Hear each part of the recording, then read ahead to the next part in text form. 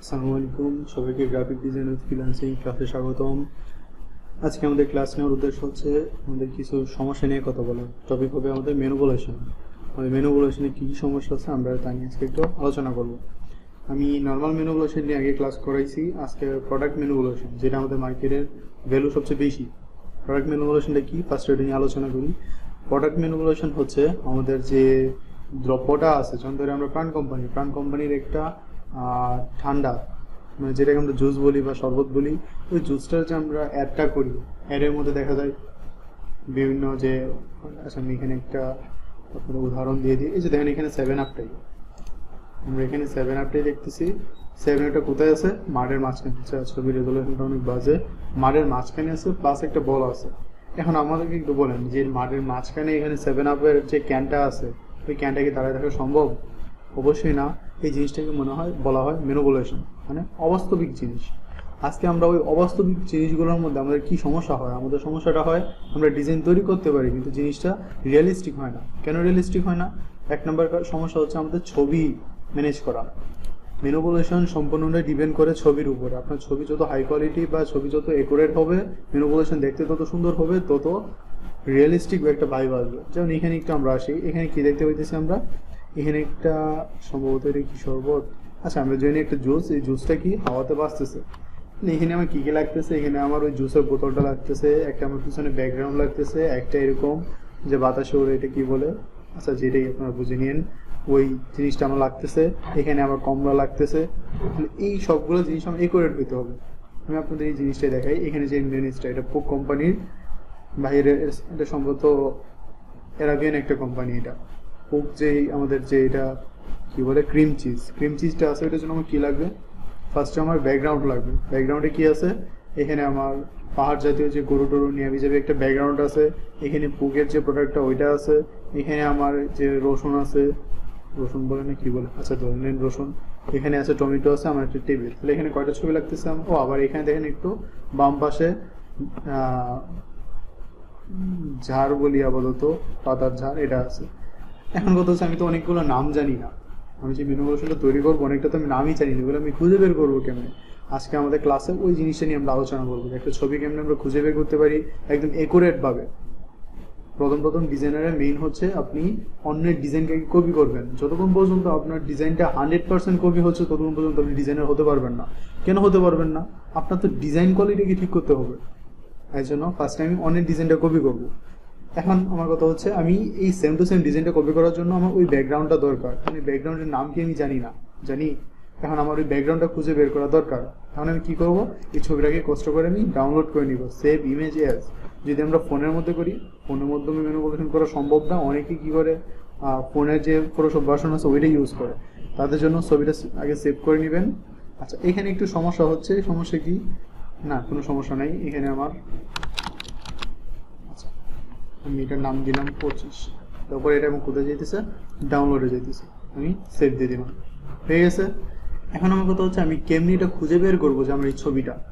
এই খুঁজে বের করার জন্য যে ব্যাকগ্রাউন্ডগুলো আছে, এখানে যে পোকের যে আপনার ক্রিম চিজটা আছে, এখানে টমেটো আছে, টেবিল আছে, ব্যাকগ্রাউন্ড আছে, এটা কেমনি খুঁজে বের করবো? এটার জন্য আমরা একটু সাহায্য নিব গুগল লেন্সের। কিসের? Google lens. গুগল লেন্সটা কি?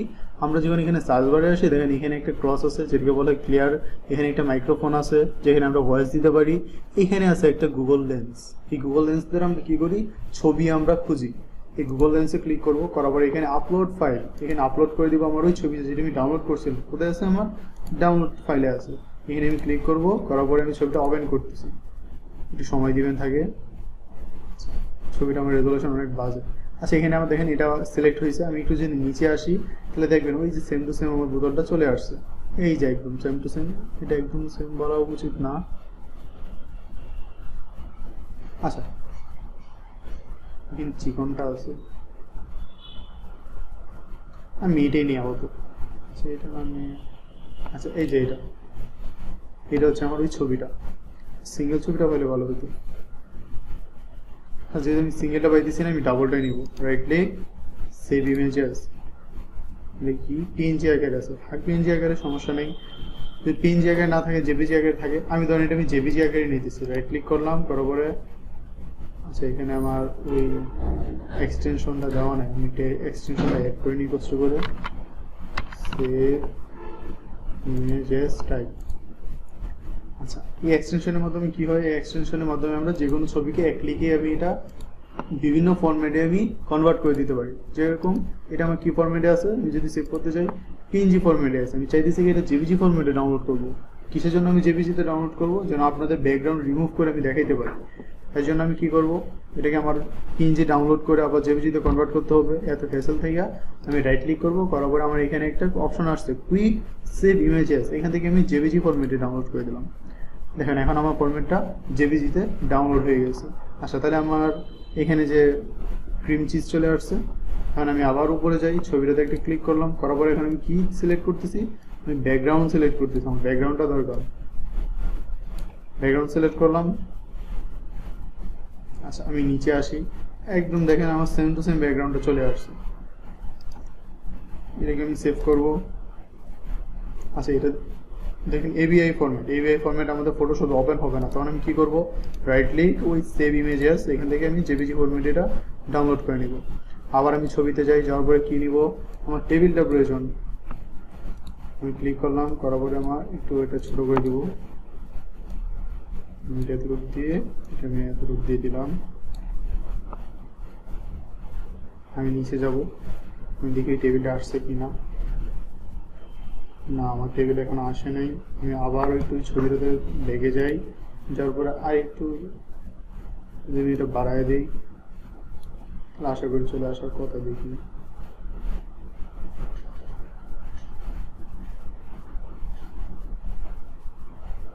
আচ্ছা এখানে খাবারটা সিলেক্ট আছে, দেখে এখানে খাবার সহ চলে আসছে। আমি আবার ছবিটাতে যাই,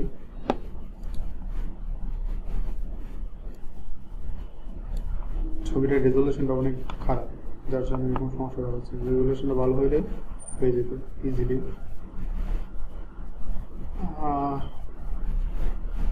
আচ্ছা এই যে আমাদের কাঙ্ক্ষিত ছবিটা পেয়ে গেছি। আমি এই ছবিটাই অ্যাকচুয়ালি চাইছিলাম। আমি এখানে রাইট ক্লিক করব, সেভ ইমেজে ক্লিক করব, এটা পিএনজি ফরম্যাটে আছে। আচ্ছা এইটাকে আমি জেপিজি ফরম্যাটে ডাউনলোড করবো। কিসের জন্য, আপনাদের ব্যাকগ্রাউন্ড রিমুভ করে দেখানোর জন্য। কারণ আমার আজকে ক্লাসটা হচ্ছে সমস্যা নিয়ে, যে ভাই আমি ছবি কাজ করতে গেলে অনেক সময় ব্যাকগ্রাউন্ড আসে, অনেক সময় ব্যাকগ্রাউন্ড আসে না, এত ঝামেলা আমি কেমনে পার করবো, ওটার জন্য। আচ্ছা এখন আমাদের কি দরকার, ওই যে এটা কি বলে মূলা বলি অথবা রসুন বলি, যাই হোক রসুন তেমন হয় না, গরিবের মূলাই বলি এটাই। কি সুন্দর আসছে, চাইছিলাম মূলা দিয়ে দিছে একটা কি।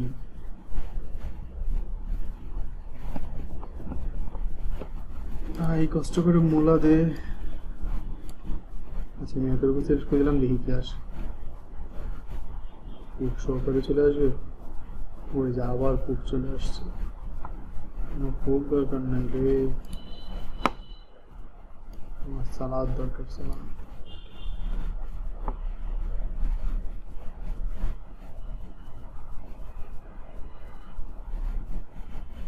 জিনিসটি কি দেখ, ডিম নাকি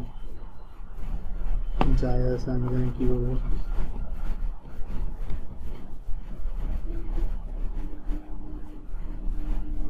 আচ্ছা এটা ডিম না আটা আমি জানি না, আবার তো এটা বাদ দিয়ে আবার তো টমেটো নিই,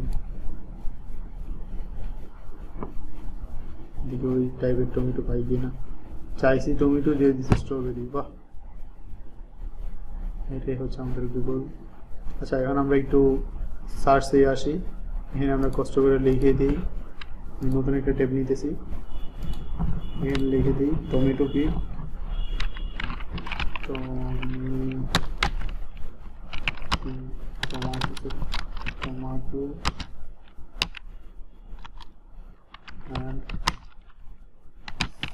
and lines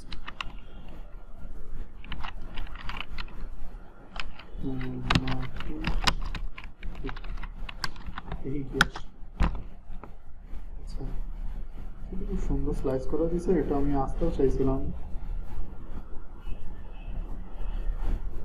গুগল আর আমার খুব সুন্দর না।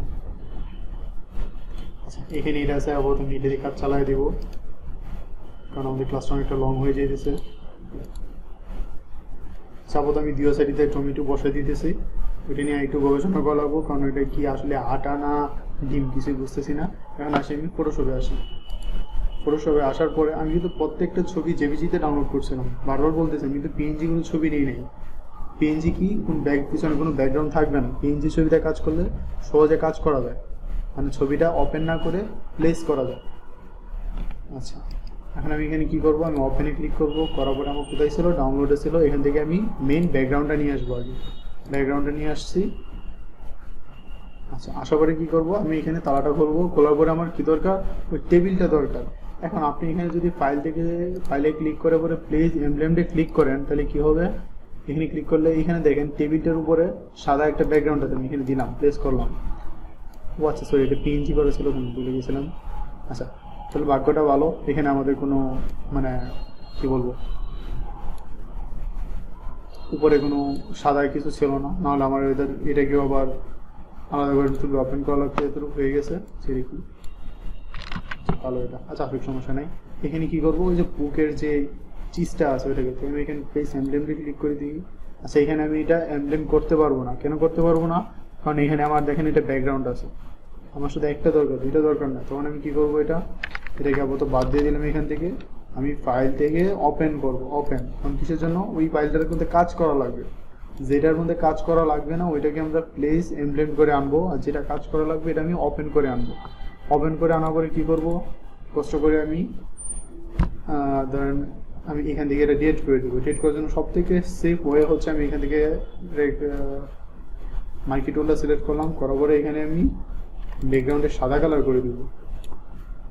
অনেক বলতে পারেন যে ভাই কেন এখানে সাদা করলেন কেন, ভাই আমার তো একটা দরকার, দুইটা দরকার নাই।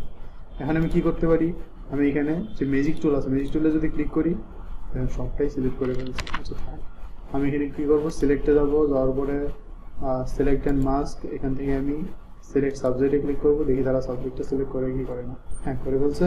আমি এখানে ওকেতে ক্লিক করবো। এতে কী হয়েছে, আমার ব্যাকগ্রাউন্ডটা চলে গেছে, পিছনে আমার কোনো ব্যাকগ্রাউন্ড নেই। এখন আমি বান্দাকে নিয়ে সুন্দর মতো আমার ফাইলে চলে যাবো। এসে পড়ছে বিশাল বড়, কন্ট্রোল টি দিয়ে আমি ট্রান্সফর্ম করবো।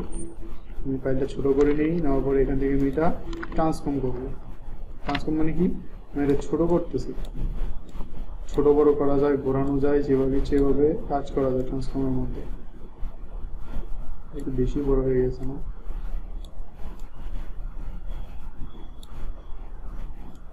আচ্ছা, তাদের মতো সেম টু সেম না হলেও মোটামুটি আপাতত একটা করে আপনাদের দেখাই দিয়েছি। এতটুকু হয়েছে। হওয়ার পরে আমি কী করবো, এখানে যদি আপনার ছবির সাথে এটা কালারের না মিলে একটু কালার অ্যাডজাস্ট করতে হবে। আজকে আমি কালারের ক্লাস দিতেছি না, আজকে আমি শুধু ম্যানিপুলেশন নিয়ে আলোচনা করে নিব।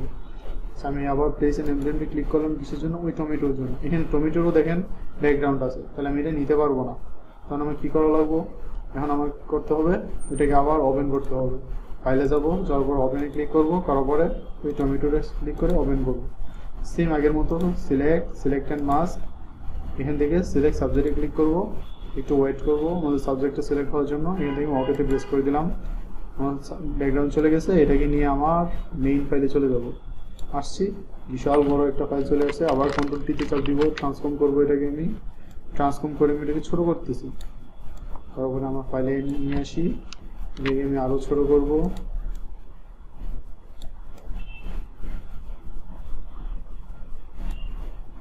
এটাকে ঘোরাই দিই, কেমন লাগবে?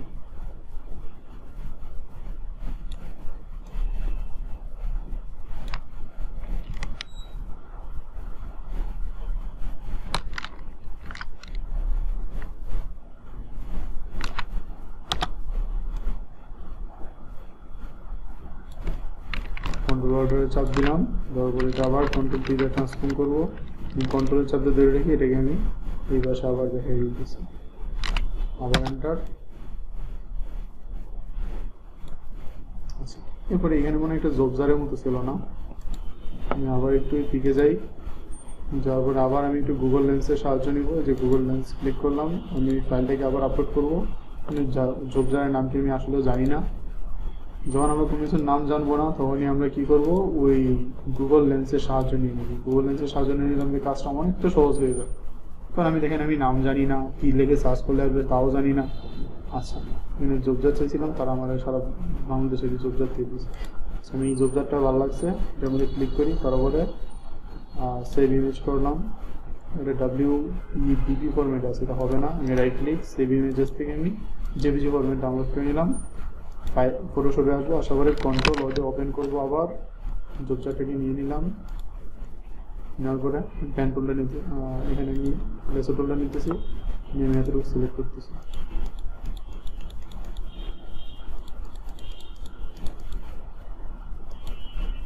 সিলেক্ট করার পরে আমি এখানে অবশ্যই লেয়ারের ব্যাকগ্রাউন্ড কালারটা করবো, করার পরে এটা যেটা সিলেক্ট করছি এটা আমি কেটে নিয়ে কাটার জন্য কোনো যদি চাপ দিতে হবে না, এখানে নিয়ে চলে আসলাম। আশা করি কন্ট্রোল-T ট্রান্সফর্ম। আচ্ছা, এখানে আমি তাড়াহুড়া করতেছি তো ক্লাসটা লং হয়ে যেতেছে অনেকটা, একুরেট জবজারটা আসে না। আচ্ছা, এটাকে আমি সুন্দর করার জন্য একটা কাজ করতে পারি। কী কাজ করতে পারি? এটা আমি ট্রান্সফার অপোসিটিটা কমাই দিতে পারি, তাহলে জিনিসটা একটু সুন্দর দেখা যাইতে পারে। না, ভালো লাগতেছে না। আচ্ছা, মোটামুটি তো আমরা বুঝতে পারছি কীভাবে আমরা মানে সেম টু সেম ম্যানিপুলেশন করার জন্য ছবিগুলো কীভাবে নিব। ছবিগুলো নেওয়ার জন্য আমরা কী ইউজ করবো? গুগল লেন্সটা ইউজ করবো, ঠিক আছে। আর সত্যিই যদি লাস্ট পর্যন্ত পসিবল নাই হয় যে আমি সেম টু সেম ছবি মিলে, যেমন আমার এখানে জবজারটা আমি পেয়েছি না, দেখেন আপনাদের সামনে আমার যেখানে জবজারটা ছিল জবজারটাই পেয়েছি না। এখন তখন একটু আমাদের একটু রিসার্চ করতে হবে যে এটা আসলেই কি, যেমন এইটা সম্ভবত ছিল, মেবি এইটাই ছিল, হ্যাঁ এইটাই সম্ভবত। আচ্ছা, আমি তো বুঝতে পারছি মোটামুটি আমরা গুগল লেন্সের মাধ্যমে ওই করে ছবিগুলো আমরা মিলে দিতে পারি, ঠিক আছে। এই হচ্ছিল আমাদের আজকের ক্লাস। আর তারপর কোনো সমস্যা থাকলে আমাদের হোয়াটসঅ্যাপ গ্রুপে নক দিবেন, আমি সর্বোচ্চ সহযোগিতা করব আপনাদের সমস্যার সমাধান করার জন্য। আল্লাহ হাফেজ, ধন্যবাদ।